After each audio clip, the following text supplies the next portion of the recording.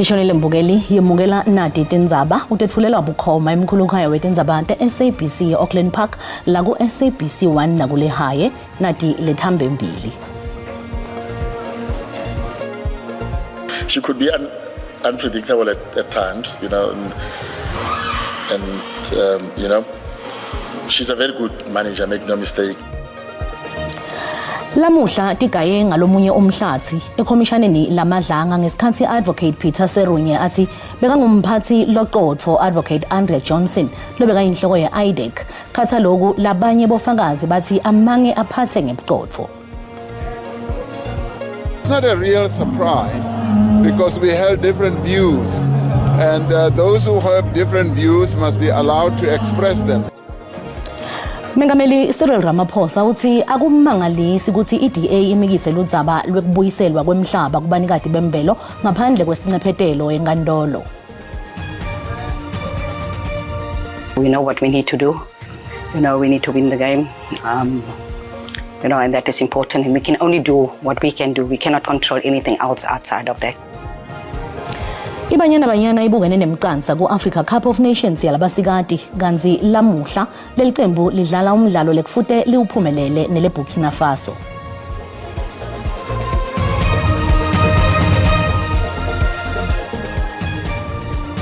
Likhomishana lamadlanga lamuhla litshelwe lokwehlukile ngalobeka inhloko ye-Investigating Directorate Against Corruption nobeke ye-IDEC ngalamafusha advocate Andrea Johnson ngesikhathi lolisekela lemcondzisi khona advocate Peter Serunye athi beka ngumphathi loqotho advocate Johnson tiphimiselo ta advocate Serunye tiphambana nebufakazi balabanye bofakazi bangaphambilini labake baba sembi kwaleli khomishana kepha ke uphangise wesekela inkulumo yakhe ngekuthi advocate Johnson beyingaqonzeki kulabanye indlela yakhe yokuphatha.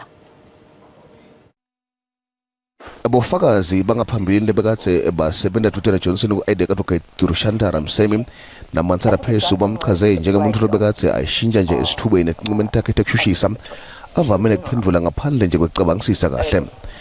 Serunye uthi ngenxa yobuholi nekusebenza uJohnson tinhlelo te-IDEC tiyachubeka nekuhamba kahle solo ashiye phansi esikhundleni leviki liphelele ngemsombuluko.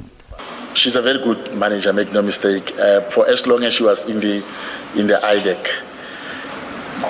that organization, and even now, I mean, we headless as it is for the last week. She resigned last week, Monday, but the organization is continues running itself. So ngaphambili lekomishana ive bufakazi lokuvete imibuto ngeliphenyo loloholela ekuboshweni kwatinyetikulu kutebunhloli.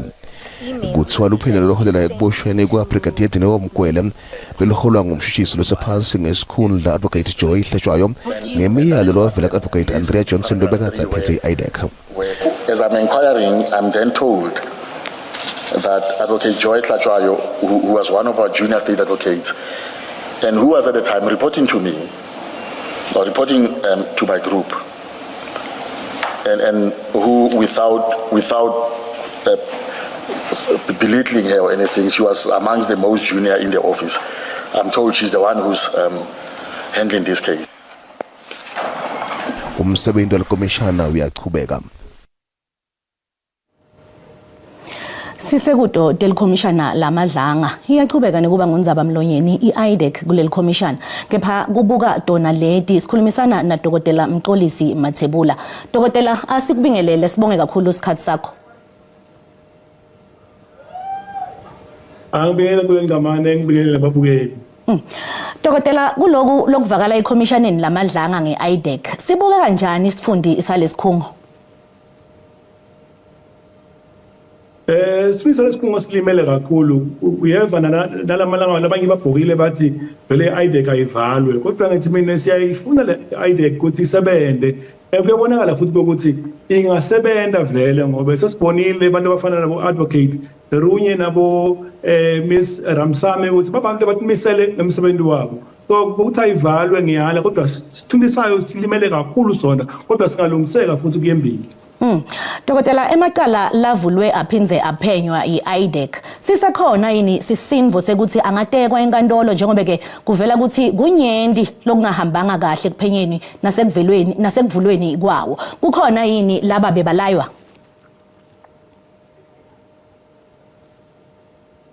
Emathuba ukuthi amacala lawa angema enkantolo ashiswe ngempumelelo mancane kakhulu. Kungakho nje lo phethe i-National Prosecuting Authority nga-Advocate Mothibi into amacala onke lakhona ku-IDEC kwamanje kufuneka abukisiswe ukuthi aphenywe ngendlela lefanele yini ukuthi aphenywe bekafanele yini futhi ukuthi aphenywe yi-IDEC ngoba akhona lamanye bebengakafanele ukuthi aphenywe yi-IDEC kufanele aphenywe amaphoyisa nje kodwa sithola nawo sekala ku-IDEC mancane kakhulu amathuba make ukuthi amacala angema enkantolo funeka bawubukisise vele nami ngekakhala ngaloko bavela laphelile ngathi amacala lawa kungenzeka kukhona labanye lebagwetshwa ngendlela engakafanele ngoba vele kubonakala ukuthi emacala bekasetshenziswa nabo abantu be-IDEC kufaka ikhathi Advocate Johnson kungathi naye bekasetshenziswa ngolabanye lesingabathi sibobani kodwa batawuvela kuhamba kwesikhathi. Kunesikhalo lapho sakuthi kuvela kakhulu beluhlanga lokudzabuka eNdiya kulolu dzaba lwe-IDEC ngabe ke yini imbangela? Kubuka ngathi buholi bakhe Advocate Johnson bokuncika kakhulu kubantu belifana naye kodwa uba nje nakukhulunywa ngalamacala abo General Khumalo Brigadier Mukwele kukhulunywa ngabantu banye kukhulunywa ngaye Advocate Johnson kukhulunywa ngaPerumal kukhulunywa ngaPadayachi kukhulunywa ngaRamsamy bobani la manale baningi vele le bona abantu bonke baseNdiya vele lokho ngeke sikubalekele noma ngabe baseNdiya kuthiwa bancane kodwa kubonakala ngathi bona kukhona le bakuzuza ngokuba seceleni kwamake Advocate Johnson kuyinto lembi kakhulu lokho ngoba abantu abamnyama bafana nabo Advocate Soko umuntu lophethe ama-operations e-IDEC bekangabonwa nekubonwa kodwa baPerumal abantu labajunior kuye bebanikwa umsebenzi kube ngabo manje sebaya kuye bamtshela ukuthi kwente kanjani into lembi kakhulu leyo. Letinye ke takhamuti takuleli tifisa ukuthi ke ihlakatwe ye-IDEC kuqalwe kabusha kuqashwe emakhono lafanele ngabe ke lokho akuphambani yini nemithetho ukubona njani tawuphumelelisa bani futhi? Kona angathi singayibeka kanjani kodwa angiboni ukuthi i-IDEC fanele ihlakatwe yonke kodwa kukhona abantu laba kule i-IDEC vele labaseshengo hlakalweni bonakala ukuthi noma ngathi iyalungiswa i-IDEC sebajwayele vele ukuthi inkampuni idle mini bentele bakufuna ngesikhathi sabo labo bantu labo kufanele vele ukuthi bakhweshe lasho abantu lebafanele kuba ku-IDEC ngoba lethwe ngu-Advocate Mothibi sekuthi akubukwe nalama ma-CV alabantu lebalapha ku-IDEC kwamanje ukuthi baqashwa njani banawo yini amaphepha lekafanele ukuthi babe ku-IDEC lokho engincede i-IDEC ukuthi ichubeke iye embili kodwa ukuthi ihlakatwe ngiyala engxenye ngihamba kwesikhathi ngathinta inkondo kodwa kwamanje ngithi i-IDEC ingalunga ngoba bakhona labantu lebalungile lebalapha kuyo bakwatiko nokusebenza futhi Advocate Serunye ngilomunye lokhombisa ukuthi unemava kakhulu emsebenzini webumeli. Sesiphetha nje dokotela ngikubuka kwakho lokuvela eCommissioneni lamadlanga mayelana nengohlakalo emaphoyiseni kude bulungiswa nakude politiki kukubekaphi kwethembeka kwaleti khungo? Kwena sibuka ukuthi likhungo likahle atikethembeki liyasetshenziswa bosopolitiki noma kusengakaveli kahle kubana bosopolitiki basebenzisako kodwa kunayi yabo General Khumalo General Masemola nabo Brigadier Mukwele siyabona ukuthi sikhona sanda semfanele siphuma lapha bosopolitiki kodwa ngihamba kwesikhathi kutawuvela kukhanya ukuthi bha ukuthi bobani bosopolitiki kahle lebasebenzisa i-IDEC kodwa bona bakhona. Dokotela sibonga kakhulu isikhathi sakho. Siyabonga. Ngudokotela Mxolisi Mathebula kanti ke mengameli Cyril Ramaphosa sewexwayise intakhamuti ngekuthi umbuso ete wakubeketelela kumiswa kwemiklamo yawo ngesibanga ke sebantu labafuna kuniketwa imisebenzi kude kwakha ngenkani lokhu ukuvete ngesikhathi avula isibhedlela lesikhulu eMiddelburg eMpumalanga lesipitwa ngeKing Nyabela lesibhedlela lesidle sigidzi sinye nengcenye kwakhiwa sitawubukana netigulane letingemakhulu lamabili nemashumi lamane kanti ke sinemibhede lingemakhulu lamabili nemashumi lamabili. Bekuhlonishwa lichawe lesela Khotsama lembutho weMandebele wesive semanzunza inkosi Nyabela lesakhiwo ncandisa kanokusho lesinembhede lengu220 siniketa lusito lwetempilo letisezingeni lelisetulu kude kuphucuke impilo tetakhamuti kwakhiwa kwalesakhiwo ncandi kwaqala nga2017 kepha kube khona kuphatamise ukuchubeka kwalomhlamo kwase kuhwele kutheni kukhule nemali yekuwakha mengameli Cyril Ramaphosa usebenzele lithuba kwexwayisa laphatamisa kwakhiwa kwetakhiwo ncandi. We must be clear that acts of intimidation and violence relating to the construction of public infrastructure will not be tolerated. We will not tolerate those. Uthi lesibhedlela siyinkhomba yenjongo ye-National Health Insurance NHI ngalokufinqiwe. The NHI is about fulfilling the constitutional right of access to health care. Without this being dependent on where one lives and on one's ability to pay. Ramaphosa ucele tisebente tempilo ukuthi tilaphe tigulane ngesizotha ngeluthando nangenhlonipho. I-Democratic Alliance ilwisana nekungahambisani nemthetho-sisekelo kwemthetho yokubuyiselwa kwemhlaba kubanikati bawo bemvelo enkantolo lephakeme yaseNtshonalanga Kapa. Ithi lo mthetho awulandzelanga tingoni letifanele kanti-ke uthi kabeta emalungelo kuba nemhlaba ngekuvuma ukuthi-ke ubuyisele umhlaba kubanikati bemvelo ngaphandle kwenkokhelo kulokunye. I-AfriForum ithi leli cala ligcile emthethweni lowashaywa kungakalandzelwa tingoni letifanele lophindze ungahlangabetani netimiso temthetho-sisekelo. Ngako-ke ummeli Hank Havenga uthi awubuyiselwe ephalamende unganganywe kabusha. We submit that it is not that Parliament may never legislate on compensation methodology.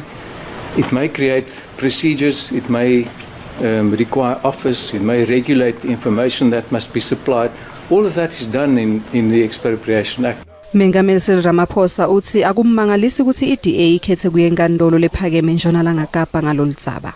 They've gone to the best court we have, the Constitutional Court, and the Constitutional Court will rule on that, and thereafter we will abide by the ruling.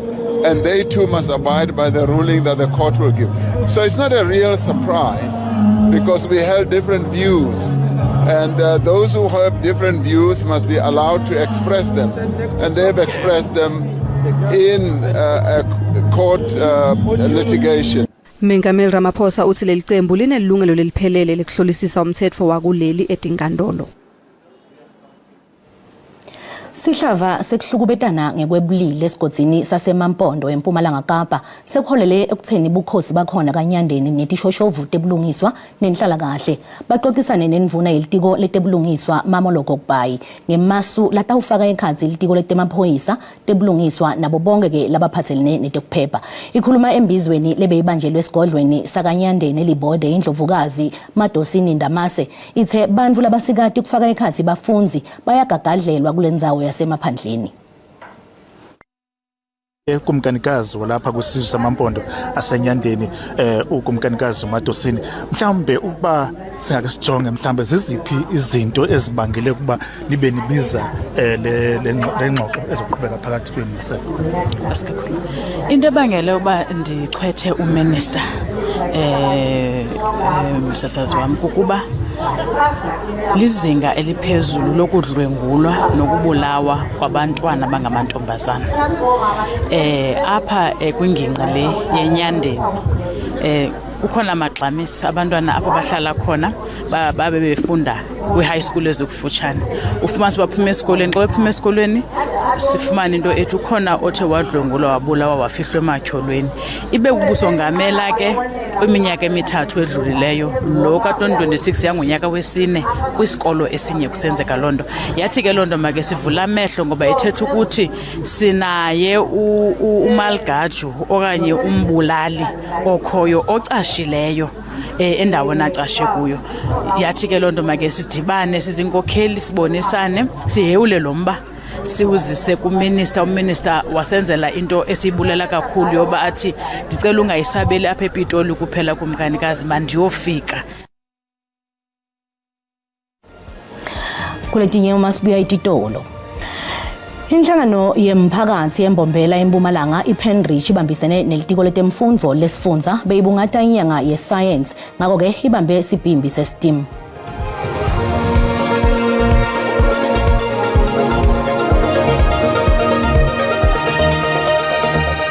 Nawusansangena ukhethe kahle hlala nathi ungakhohlwa letindzaba tiyatfolakala futhi ngekuthi SABC tindzaba ku X, Facebook, TikTok, YouTube na ku SABC Plus. Inhlangano yemphakathi Penrich ibambisane nelitiko letemfundvo lesifundza babe nemcimbi wekubungata inyanga yesayensi velonke eMbombela eMpumalanga. Lo mcimbi bewuhanjelwe bafundzi labangu 15,000 labasuka etikolweni letehlukene esigodini saseHlanzeni neBohlabelo. Labafundzi bebafundziswa ngemisebenzi leyehlukene lehambelana netifundvo tetibalo, tesayensi, tebuchwephesha netebunjiniyela. Bekubuthene bafundzi labakhaliphile labasuka emimangweni nasetikolweni letehlukene kulesifundza. Ngifuna abantu bakubone, people my age, tinzanga tami bakubone lokhu bakhone kuba inspired nabo. Abasitha ngijabulile because siyafundza etinetini lesingathathu njengama college, ama-varsity, yabantwana sicabanga kanjani ama-varsity. Lo mcimbi uhlose kukutsata abafundzi ukuthi bakhethe tifundvo tetibalo nesayensi. Sithemba ukuthi ama-festival lafana nalawa lesiwenda in collaboration with the Department of Education eMpumalanga ngiwo la ayenda ukuthi bantwana bethu labaqhamuka kakhulu labaqhamuka emakhaya labangawatfuli emathuba ukuthi batobona le maths ne science bathole lithuba lokuthi bathathe lokhu bakufundza etikolweni kuma textbook babuye batokubona in practice. Litiko letemfundvo kulesifundza linelithemba lekuthi bafundzi labahambele lo mcimbi batakwenda kahle kuletifundvo lekukhulunywa ngato ekupheleni kweminyaka. As the department, that's what we are trying to do, to increase the number of learners who are taking mathematics, physical science, and also to increase the number of learners who are passing mathematics and physical science above 50%. Lo mcimbi utawuphela ngolwesine.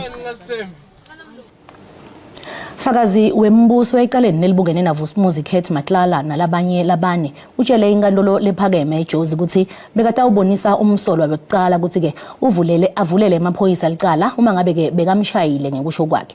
Lieutenant Colonel Tumelo Tsotetsi uyachubeka nekwethula bufakazi lapho ke umsolwa Musa Kekana asola khona amaphoyisa ngekumshaya ngelanga laboshwa ngalo ngeminyaka wa 2024 uthi lamaphoyisa aphikitha nelikhaya lakhe ngaphandle kwemvumo yakhe.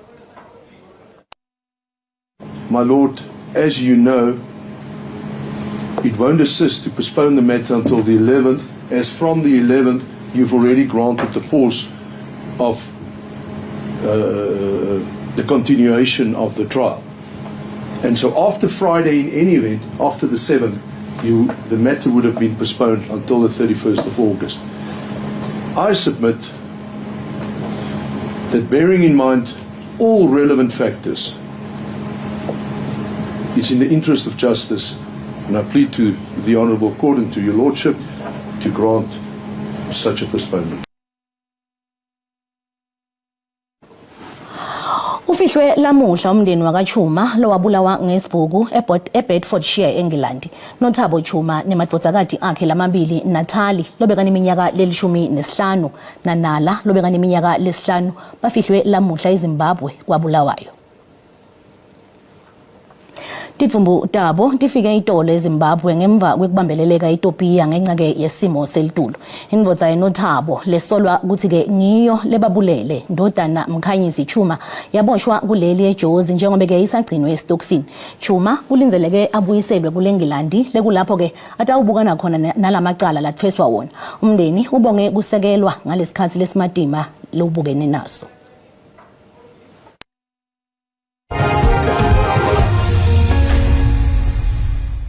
Nazivakashela timakethe tetimali sithola ukuthi lirandi linyukile nalicathaniswa nelidola laseMelika.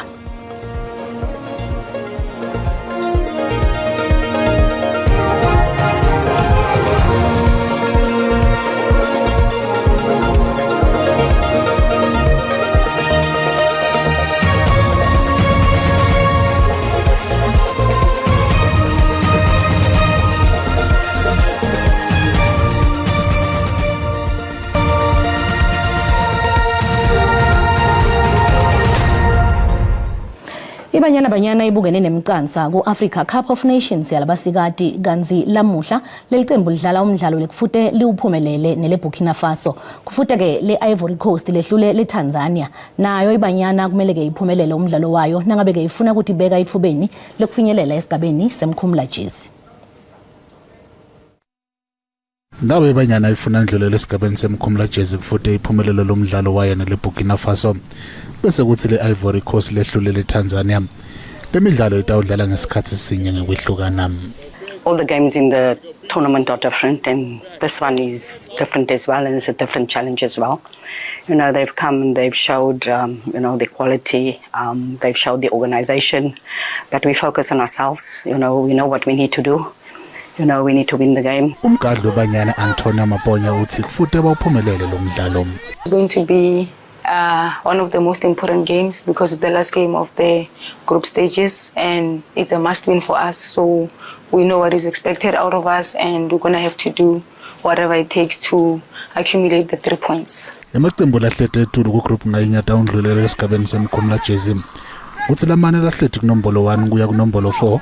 Nakuphela lo mqhudelana ahlungele indzebe yomhlaba yama 2027 letawudlalela kule Brazil. Sikubutile mbukeli ukuthi kulandzela indlela lecale ngayo iBanyana ku-Africa Cup of Nations yalabasikati. Ngabe ke ulibona liphelela kuphi leli qembu njengobe litfolana nele Burkina Faso lamuhla emidlalweni lekufuteke liwuphumelele umbono wakho uyalandzela.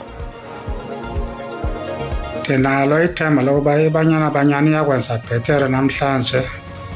Iwajika amatyabe zonke idlulela kwimijikelo elandelayo. Ngendlela imbona ngakhona iBurkina Faso leya igijima kakhulu.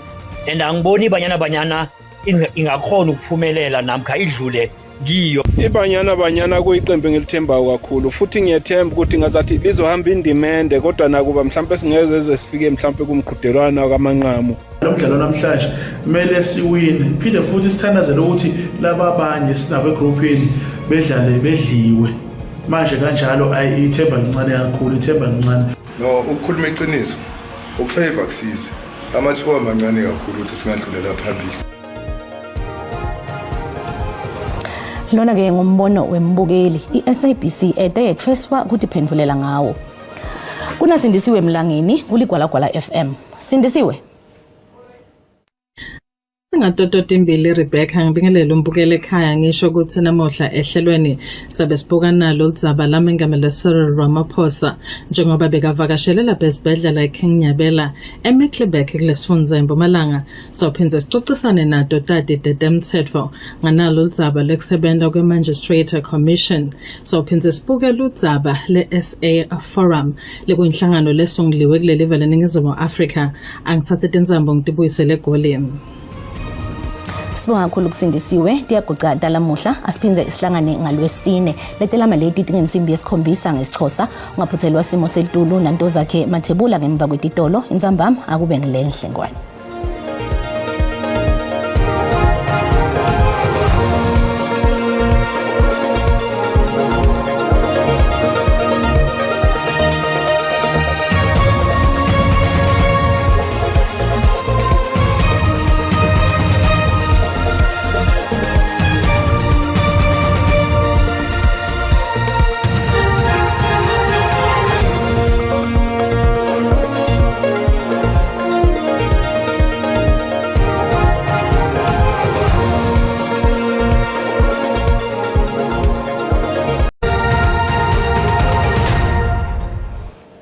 Sibingelele sikwamukele kunasi isimo selitruku sihla namuhla ngwane lomuhla ngisho ke gcwala umlomo ukuthi ngecishe libalele mobuye kakhulu kade Mpumalanga yelive ngwane lomuhla kepha kuyakhona lawo mathuba emvula lalapha ku 30% kakhulu kade mawuhlela ke la eNtshonalanga yelive ngwane lomuhla kanti ke naselangela kusasa ngwane lomuhla liqhubeke njalo ngibonye ngemafika kakhulu kade eNtshonalanga Kapa ngwane lomuhla njengoba libalele kakhulu kade enkabeni yelive ngwane lomuhla kanti ke masibukela ke la isixwayiso lesivela kwa South African Weather Service bantu ke bacaphele ngendlela abasebenzisa ngakhona umlilo kakhulu kade ingcenye esifunzakela iNorthern Cape kungahle ke kucubuka umlilo kuleto yotinzawo leto ke bantu ke kuyafuna ke bacaphele kakhulu kanti ke uma siqhubeka sikubukela naselangeni kusasa sesekhona ke lesixwayiso njengoba mawubuya kakhulu kade enkabeni yelive ngwane lomuhla sawo ke la umadlelo kusha kwemlilo kanti ke likhona ke lo moya lovunguta kakhulu kade mawubuya ke la eNtshonalanga Kapa ngwane lomuhla masibukela ke la amazinga kushisa ukuthi semenjani elangeni kusasa masibuka ke sifunza ke iGauteng etzawo lifana ke la nabo Pretoria lapha ku 24 23 eJohannesburg kanti ke Springs lapha kuye ke la 21 ngole lomuhla kanti ke sifunza iLimpopo tinzawo lefana ke lana bomusina lifuthumela nga 28 27 eGiyani nobe ke eThoyando eGiyani nakhona likhombisa kufuthumala wehle liParabula 24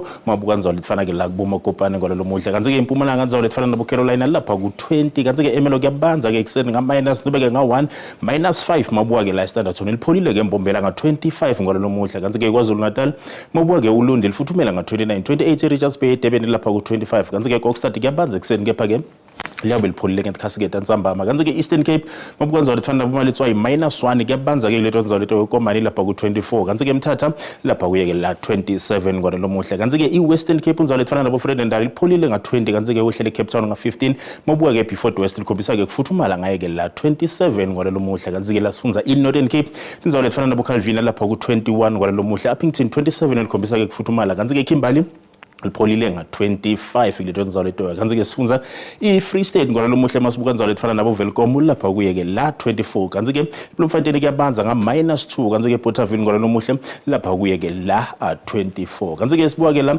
esifunza ke iNorthwest mabuka nzawo lefana nabo Tosca lapha ku25 eFreiburg ngwana lomuhle nakhona lipholile wehlele kuBotawong njengoba lesifunza sinayo ke inhlavu yelanga ngwana lomuhle ngako benguphathela kona busuku abube ngilobo hlemalangeni